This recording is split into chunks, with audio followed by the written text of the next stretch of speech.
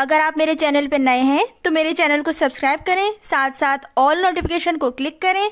इससे आने वाली मेरी हर न्यू वीडियो की नोटिफिकेशन आपको सबसे पहले मिलेगी। वीडियो अच्छी लगे तो लाइक एंड शेयर करना ना भूलें। तो चलिए आइए वीडियो स्टार्ट करते हैं। अस्सलाम वालेकुम वरहमतुल्लाहि वबरकात। कैसे हैं आप सब लोग? उम्मीद करती हूँ कि सब खैरियत से होंगे। तो आज मैं आपके साथ शेयर करूँगी बहुत ही सिंपल और बेसिक स्टाइल से बनने वाला आलू गोश्त। और वैसे तो ये हर घर में तकरीबन बनाया जाता है और पसंद भी किया जाता है, लेकिन इसको जायकेदार और खुशबूदार कैसे बनाना है तो वो आज आप इस वीडियो में देखिएगा। तो आइए इसको स्टार्ट करते हैं। सबसे पहले आपने एक कुकर ले लेना है। रेसिपी तो ये बहुत ही ज़्यादा सिंपल है और बेसिक है, लेकिन फिर भी आपने इसको मुकम्मल वॉच करना है ताकि कोई भी स्टेप मिस ना हो। यहाँ पर 2 दरमियान के साइज़ के प्याज मैंने ले लिए हैं। प्याज को मोटा मोटा कट करके ऐड कर दिया है, साथ ही लहसुन डाल दिया है और इसमें बहुत ही कम इसमें गरम मसाले ऐड करूँगी, जिसमें है ज़ीरा और दालचीनी एक छोटा सा टुकड़ा और 3 से 4 आपने ले लेने हैं लौंग। ज़ीरा जो है वो 1/4 टीस्पून है, आप हाफ़ भी ऐड कर सकते हैं।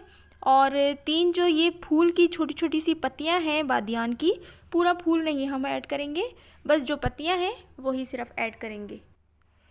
यहाँ पर मैं बकरे का गोश्त यानी मटन ऐड करूँगी, जिसमें हड्डी भी है और सॉफ्ट मीट भी है। बहरहाल आलू गोश्त जो है वो हड्डी वाले गोश्त के साथ ज़्यादा टेस्टी बनता है। और अब मैं इसमें मीट ऐड करेंगी हूँ। आपने मीट को इन गरम मसालों के साथ ही पकाना है। अच्छा, अब इसमें यहाँ पे कुछ बेसिक मसाले इसमें जाएंगे। नमक हस्बे जायका, लाल मिर्चों का powder 1 teaspoon, half tea spoon देगी लाल मिर्च, चाहे तो स्किप कर दें, हाफ़ टी स्पून हल्दी पाउडर और 2 टीस्पून इसमें जाएगा धनिया पाउडर। बस यही इसके बेसिक मसाले हैं। एक सीक्रेट है कि मैं कलौंजी हर खाने में डालती हूँ। स्पेशली तो खाई नहीं जाती, इसलिए मैं हर खाने में डाल देती हूँ। अपना जो भी खाना बनाती हूँ उसमें कलौंजी डालती हूँ ताकि सब लोग खाएं। इसमें मैं 2 गिलास पानी के ऐड कर दूँगी और कुकर को बंद करके 10 से 15 मिनट के लिए इसको पकाऊँगी ताकि गोश्त अच्छे से गल जाए।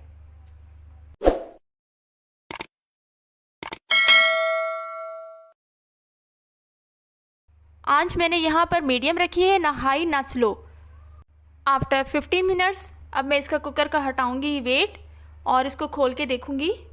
इसका सारा पानी जो है वो सूख चुका है और गोश्त हमारा अच्छे से गल चुका है। अब मैं इसको थोड़ा सा भूनूँगी और इसको सारे जो प्याज हैं, लहसुन है, ये सारे नरम हो चुके हैं। इन सबको मैं थोड़ा सा चमचा भी मारूँगी तो ये आपस में रच बस जाएंगे। ठीक है, मैं इसको मिक्स करूँगी, भूनूँगी अच्छे से। आप आलू गोश्त चिकन में भी पका सकते हैं, बहुत टेस्टी बनता है। और जिन लोगों को बीफ पसंद है तो वो उसको बीफ में भी पका सकते हैं। बस ये फ़र्क रहेगा कि कुकिंग टाइम में चेंजिंग आ जाएगी। अभी ये बकरे का गोश्त है तो ये आधे घंटे में इंशाल्लाह सालन तैयार हो जाएगा। चिकन में और कम टाइम लगता है और बीफ में तो ज़ाहिर है ज़्यादा ही लगता है।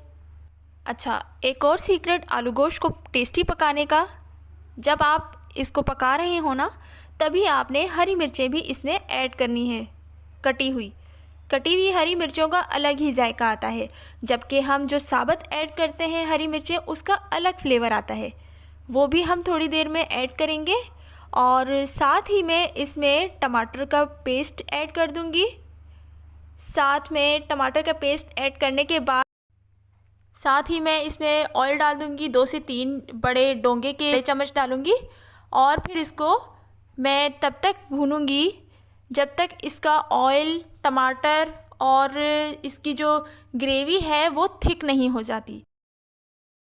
ऑयल ऊपर आ जाएगा और शाइनिंग भी आ जाएगी। इसको भूनते रहें, चम्मच चलाते रहेंगे तो कुछ ही देर में आप देखेंगे कि ऊपर ऑयल भी आ जाएगा और टमाटर भी गल जाएंगे। और प्याज तो वैसे ही बहुत सॉफ्ट है, वो आप खुद देख कर अंदाज़ा कर लें। इस वक्त जो खुशबू आ रही है ना, ऐसे लग रहा है जैसे बस तैयार है और फ्रेश चपाती हो और आप जो है उसको राइट अवे खा लें बस। अभी इसके कुछ स्टेप्स बाकी हैं। यहाँ जो है मैंने 3 दरमियानी साइज़ के आलू, आप इनको काट लें और आप चाहें तो एक आलू के 4 पीसेस भी कर सकते हैं, जैसे आपको पसंद हो उसकी शेप। और लास्ट स्टेप यही है कि यहाँ पर मैं पानी ऐड कर रही हूँ 3 कप। ज़्यादा भी ऐड कर सकते हैं, इट डिपेंड्स कि आप शोरबा किस तरह का पसंद करते हैं। इसमें मैंने 3 से 4 साबुत हरी मिर्चें भी डाल दी हैं और इसको मैं थोड़ा सा भूनूंगी, पकाऊंगी, ताकि इसकी जो हरी मिर्चें हैं और आलू हैं वो गल जाएं। बहुत ही मज़े का खुशबूदार जायकेदार आलू गोश्त तैयार है। लीजिए, होममेड आलू गोश्त तैयार है, बहुत ही सादा और थोड़ा देसी स्टाइल में। इसे ज़रूर ट्राई कीजिएगा। अब मैं इसको डिश आउट कर रही हूँ। आप इसको सर्व करें उबले हुए चावलों के साथ, फिर नान के साथ भी सर्व कर सकते हैं, बहुत ही अच्छा लगता है। और ताज़ी रोटी के साथ, फुलके के साथ अगर सर्व करें तो क्या ही बात है। और आपने जब इसका पहला बाइट लेना है तो आपने भी कहना है होममेड इज़ द बेस्ट। तो ये थी आज की रेसिपी। अपना बहुत ख्याल रखिएगा, मुझे भी अपनी दुआओं में बहुत याद रखिएगा। तब तक के लिए एक नई वीडियो के साथ हाजिर होंगी। आप फीडबैक ज़रूर दीजिएगा कमेंट बॉक्स में और मेरी रेसिपीज़ को फॉलो कीजिएगा। तब तक के लिए अल्लाह हाफिज़।